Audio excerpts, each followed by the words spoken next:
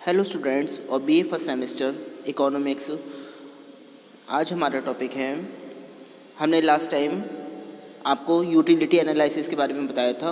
आज हम उसके आगे पढ़ाते हैं लॉ ऑफ यूटिलिटी एनालिसिस। ठीक है, लॉज ऑफ यूटिलिटी एनालिसिस, इसमें दो पार्ट होते हैं। एक तो law of diminishing marginal utility, मतलब सीमांत तुष्टिगुण या उपयोगिता ह्रास नियम। दूसरा आता है law of equi marginal utility, यानी कि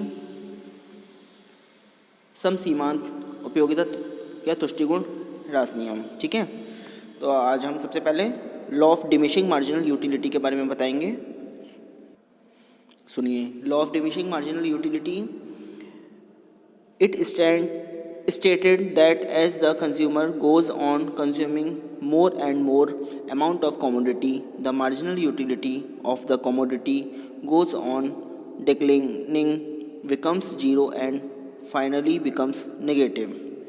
As we go on consuming more and more amount of commodity, the marginal utility derived from it is declining, becomes zero and negative. It states that as the consumer goes on consuming more and more amount of commodity, the marginal utility of the commodity goes on declining, becomes zero and finally becomes negative. इसमें सुनेंगे, पहले इसका example बता दूँ। Example, if you are set to buy say found 10 pence at any given time, then as the number of pence with you goes on increasing, the marginal utility from each successive pen will go on decreasing. इसे अब हिंदी में सुनेंगे। सर्वप्रथम Gaussian नामक अर्थशास्त्री ने घटती उपयोगिता के विचार का प्रयोग किया था, जिसे बाद में मार्शल ने एक सिद्धांत के रूप में प्रस्तुत किया। इसलिए इस नियम को गोसेन का पहला नियम, फर्स्ट लॉ ऑफ गोसेन भी कहा जाता है। इसमें सुनेंगे आगे। अब आती हैं definitions of law of diminishing marginal utility, मतलब सीमांत तुष्टिगुण या उपयोगिता ह्रास नियम की परिभाषाएं। इसमें सुनिए, सबसे पहले हैं अकॉर्डिंग टू मार्शल, इंग्लिश में, the additional benefit which a person derives from A given increase of A stock of a thing diminishes with every increase in the stock that he already has। मतलब martial के अनुसार अन्य बातें समान रहने पर किसी व्यक्ति के पास किसी वस्तु की मात्रा में वृद्धि होने से जो अतिरिक्त लाभ प्राप्त होता है, वह उस वस्तु की मात्रा की प्रत्येक इकाई की वृद्धि के साथ साथ घटता जाता है। सेकंड डेफिनेशन है अकॉर्डिंग टू चैपमैन, मतलब सुनिए, the more we have a thing the less we want additional increments of it, और the more we want not to have additional increments of it. मतलब चैपमैन के अनुसार किसी वस्तु की जितनी भी अधिक मात्रा हमारे पास होती है, उस वस्तु की मात्राओं में वृद्धि के लिए हम उतने ही कम इच्छुक होते हैं, अथवा उतनी ही हम उसकी अतिरिक्त वृद्धि नहीं चाहते। ठीक है, इसका मतलब है कि जो हम वृद्धि के लिए हम जितने इच्छुक होते हैं उतने कम, अथवा उतनी ही हम उसकी अतिरिक्त वृद्धि नहीं चाहते हैं।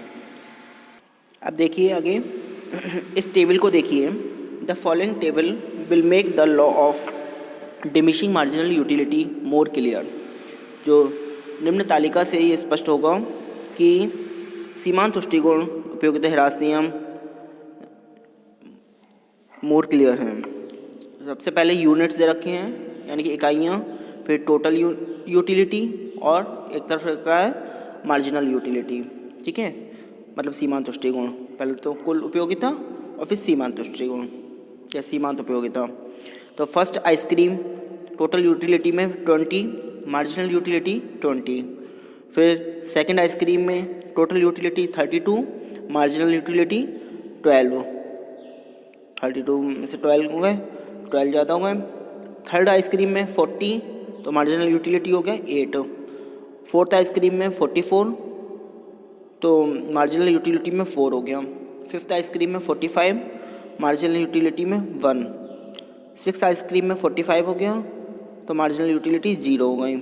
सेवन्थ आइसक्रीम में 42, तो मार्जिनल यूटिलिटी -3, ये नेगेटिव दर्शाएगा। और एट्थ आइसक्रीम में 40 टोटल यूटिलिटी, और मार्जिनल यूटिलिटी यानी कि सीमांत तुष्टिगुण -2। ठीक है, अब सुनिए, इस उदाहरण में जैसे जैसे उपभोक्ता आइसक्रीम की अधिक मात्रा को उपभोग करता जाता है, वैसे वैसे उसका सीमांत तुष्टिगुण घटता जाता है। जो जैसे जैसे एकदम टोटल यूटिलिटी बढ़ रही है, तो वैसे ही मार्जिनल यूटिलिटी यानी कि सीमांत तुष्टिगुण घटता जाता है। जैसे 6 आइसक्रीम खाने से उसने क्यों 0 तुष्टिगुण का अनुभव होता है, मतलब 0 यूटिलिटी, 0। उपभोक्ता के लिए यह परफेक्ट सैटिटी पॉइंट यानी पूर्ण तुष्टि का बिंदु है। इसके बाद वो 7th आइसक्रीम खाने से उपभोक्ता को तुष्टि गुण के बजाय तुष्टि गुणहीनता का अनुभव होता है, मतलब वो ऋणात्मक प्राप्त होता है। इस प्रकार उपभोक्ता जैसे जैसे आइसक्रीम की अधिक इकाइयों को उपभोग करता जाता है, वैसे वैसे आइसक्रीम की अगली इकाई से मिलने वाला तुष्टि गुण क्रमशः घटता जाता है। ठीक है, आगे देखिए। अब इस डायग्राम में देखिए, it is evident from the table and diagram that first cup of ice cream yield 30 यूटिलिट्स, thus higher satisfaction and with consumption of more and more units of ice cream. mu from each successive unit goes on diminishing. ठीक है, ये दे रखा है diagram, quantity दे रखी है नीचे 1 2 3 4 5 6, और इधर दे रखी है यूटिलिटी वाई एक्सिस पर। जैसे पहले ऊपर है 4, फिर 3, फिर 2, फिर 1, फिर 0, फिर -1। सबसे पहले इसमें दे रखा है, सुनिए, जो 1 क्वांटिटी है उस पर कितनी प्राप्त हुई है, 4 यूटिलिटी जो है 4 प्राप्त हुई है। 2 पर 3, 3 पर 2 हुई है, 4 पर 1, और 5 पर 0, और 6 पर नेगेटिव यानी कि -1 में, -1 में यानी नेगेटिव उपयोगिता प्राप्त हुई है। तो सुनिए, ह्रासमान सीमांत तुष्टिगुण नियम को संलग्न रेखा चित्र की सहायता से समझाया गया है। इस चित्र में ओ एक्स अक्ष पर आइसक्रीम की इकाइयों को दिखाया गया है, ठीक है, क्वांटिटी, और ओ वाई अक्ष पर प्रत्येक इकाई से प्राप्त तुष्टि गुण को अंकित किया गया है, मतलब यूटिलिटी को अंकित किया गया है। उपभोक्ता को पहली इकाई के उपभोग से 4, दूसरी से 3, तीसरी से 2, चौथी से 1 और 5वीं से 0 तुष्टिगुण मिलता है। इस चित्र में यह भी स्पष्ट है कि यदि उपभोक्ता छठी इकाई का उपभोग करता है तो उसे नकारात्मक तुष्टिगुण मिलता है, मतलब नेगेटिव, ऋणात्मक, और उससे प्राप्त होने वाली तुष्टिगुणहीनता ओ एक्स अक्ष पर ऊपर होने के स्थान पर नीचे है। ठीक है, आगे देखिए। अब आती हैं एज्यूम्शंस यानी कि मान्यताएं। एज्यूम्शन सुनिए, utility can be measured in the cardinal number system, मतलब जो तुष्टिगुण है वो कार्डिनल नंबर सिस्टम में मेज़र किया जा सकता है, ठीक है, उसे गिना जा सकता है।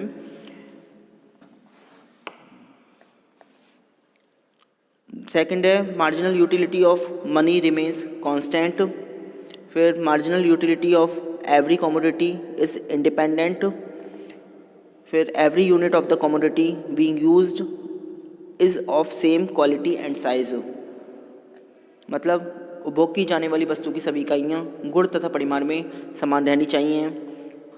फिर है there is a continuous consumption of the commodity, फिर suitable quantity of the commodity is consumed, फिर there is no change in the income of consumer price of the commodity and its substitutes, फिर there is no change in the taste characters, fashion and habits of consumer. अब सुनिए, इसको हिंदी में बताते हैं। उपभोग की जाने वाली वस्तु की सभी इकाइयाँ गुण तथा परिमाण में समान रहनी चाहिए। यदि किसी अगली इकाई के रूप में परिवर्तन कर दिया जाए, सूखी रोटी के स्थान कर दिया जाए, तो अगली इकाई से मिलने वाला तुष्टिगुण घटने के स्थान पर बढ़ जाएगा। मतलब उसमें जैसे आइसक्रीम में तरह तरह के फ्लेवर कर दिए जाएं, ठीक है, तो तुष्टिगुण घटने के स्थान पर बढ़ जाएगा। फिर उपभोग निरंतर क्रम में होना चाहिए, एक सीक्वेंस में होना चाहिए। ऐसा नहीं कि वो एक आइसक्रीम सुबह खा ले और दूसरी शाम को, तीसरी रात को। फिर वस्तु की इकाई का आकार पर्याप्त होना चाहिए। उपभोग की इकाई भी उचित होनी चाहिए, अन्यथा प्रारंभिक अवस्था में आवश्यकता की तीव्रता घटने के स्थान पर अधिक हो जाएगी। उदाहरण, यदि प्यासे व्यक्ति को बूंद बूंद पानी पिलाया जाए तो जल की बूंदों की वृद्धि के साथ साथ ह्रासमान की स्थान पर वृद्धिमान तुष्टिगुण मिलेगा। पूर्ण प्रतियोगिता होनी चाहिए, जिसमें वस्तु और उसके स्थानापन्नों की कीमतें स्थिर बनी रहनी चाहिए। उपभोक्ता की आय और उपभोग प्रवृत्ति में कोई परिवर्तन नहीं होना चाहिए। और फिर उपभोक्ता की रुचि, फैशन आदि में कोई परिवर्तन नहीं होना चाहिए। यह नियम अप्राप्य तथा दुर्लभ वस्तुओं जैसे डाक टिकट, दुर्लभ चित्र और प्रदर्शन वस्तुओं के संबंध में लागू नहीं होता। वास्तव में यह अपवाद ठीक नहीं है, क्योंकि दुर्लभ वस्तुओं के संकलन से व्यक्ति को बढ़ता हुआ तुष्टिगुण उसी समय प्राप्त होता है जब वस्तु की इकाइयाँ स्वरूप व गुण में भिन्नता रखती हैं।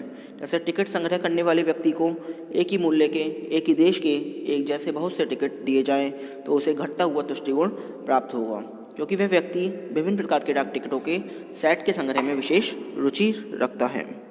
ठीक है, आज के लिए इतना ही। Thank you very much.